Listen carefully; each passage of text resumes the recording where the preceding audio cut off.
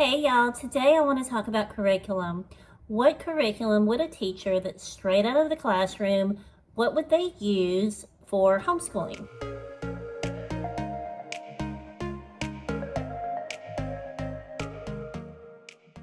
So today I'm going to tell you, and I promise this is going to help you choose your curriculum this year as well.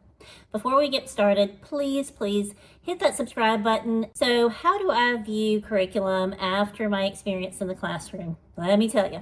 So in a traditional setting, teachers don't have control over which curriculum is used. This was the case with my English class. I taught at a faith-based private school, and they had been using the same English curriculum for 50 plus years. So I was very comfortable with the content and able to use that as a resource and then fill in as needed. My reading class was different though. I was on my own. The previous teacher had chosen the novels for the class to read, and then as far as curriculum, that was up to me. So I went back to Teachers Pay Teachers, to some of my favorite sellers, and pulled some of those unit studies. This was the same approach that I had while homeschooling, and while it went a little bit slower, as teaching 50 kids in a classroom is going to be slower than teaching 3 at home, it worked the same. It worked very well. Also on that note, link down below is my new Teachers Pay Teachers store. I'm just getting the doors open. I'm just getting started. So go take a peek and let me know what you think. After 12 years of teaching, I am pretty familiar with most curriculum, and I have my favorites. Remembering what worked well with one child, but maybe not another. I have experience with different teaching styles, different learning styles. And after in-classroom experience and homeschool experience, what do I think?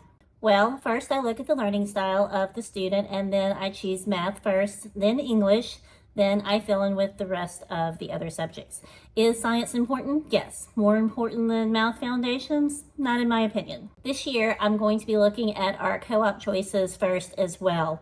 So I'll be looking at what's offered, what classes is my daughter going to be taking, and then fill in from there. So she'll be taking a general science, so we don't have to worry about science. All I have to do is purchase the curriculum, and she'll be working on that lab during co-op once a week. She's also going to be taking a creative writing class. They're using IEW. I already have that, and so that's done. And she'll be working on that at co-op as well. Her other 2 classes are electives, so that's a little bit of fun sprinkled in for her. Okay, back to math. She learns best with a mastery approach, so that's what we will be using. More on that later. If you want to see a video on the different learning styles, let me know, and I can definitely make a video explaining those more in detail. My English curriculum choice is going to be different this year. Does that have something to do with my experience in the classroom? So what I experienced was that the students had a real distaste, hatred almost, for reading. And coming from my 3 children who loved reading, I was interested to see and dig a little bit deeper. I wonder why that is. Now, of course, you're going to have some bookworms that just naturally love reading and you can't stop them. Love those. But what about the majority of the classes who really hate to read and only do it when they absolutely have to? Why is that?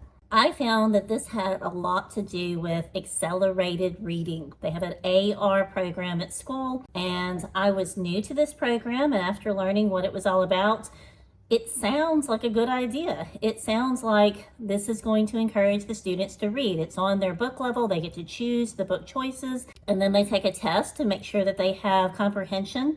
Move on and they get points for it, or it's part of their grade, or however the school decides to use that program. And it seems like a great idea. But I saw students firsthand spend more effort than it would take just to read the book and answer the questions to try to get around this. And there was a number of different ways they would try. They would try to look up the answers online, or they would try to share answers with their friends, or overall just put more effort in not reading the book than actually just reading the book and answering the questions. So why is this? I really don't have an answer, but I know that it's not working in general. For some students it is. Some students are those rule followers, and they're going to read the book and they're going to answer the questions. But I started thinking, why is it different? Why did I just happen to create 3 bookworms, or was it something else? And I believe it was something else. I believe from a very early age, reading was encouraged, not mandatory. So we read to them often and still do. We went to the library for story time. It was all around fun and excitement, and we get to go to the library. We get to go and maybe meet an author, and so it was an opportunity rather than homework.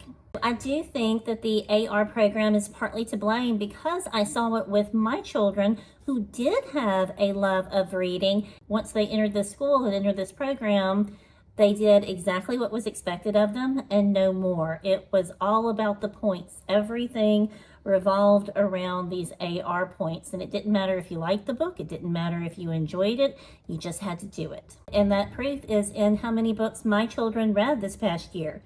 Before, they would read dozens just for fun, and of course we had some incorporated in our homeschool curriculum as well, but there were many more books that they all read just on their own.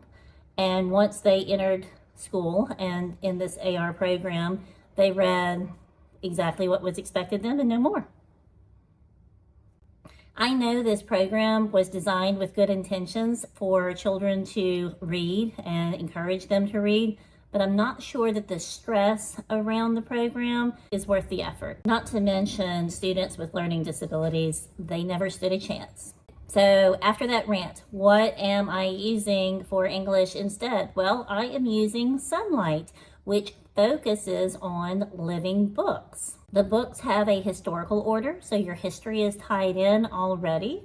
And every unit study you work on throughout the year is tied back to this list of novels. So I'm very excited about getting that love of reading back into my youngest daughter and some time cuddling up on the couch with her and sharing some literature. So there you have it. That's how a teacher straight out of the classroom chooses her homeschool curriculum for the next year. And I will share details of each of those curriculums once I get them all in. I'm still waiting on a couple of packages. So once all of those packages come in, I'll be happy to do a deep dive on those curriculums, show you what it's all about, how we intend to use it, and what we're looking forward to. Let me know in the comments if there's a specific curriculum that you would like more information about or want to know more details of how we're going to use it, and I'll be happy to show that in the future as well. I hope y'all have a fantastic day, and I'll see you later. Bye-bye.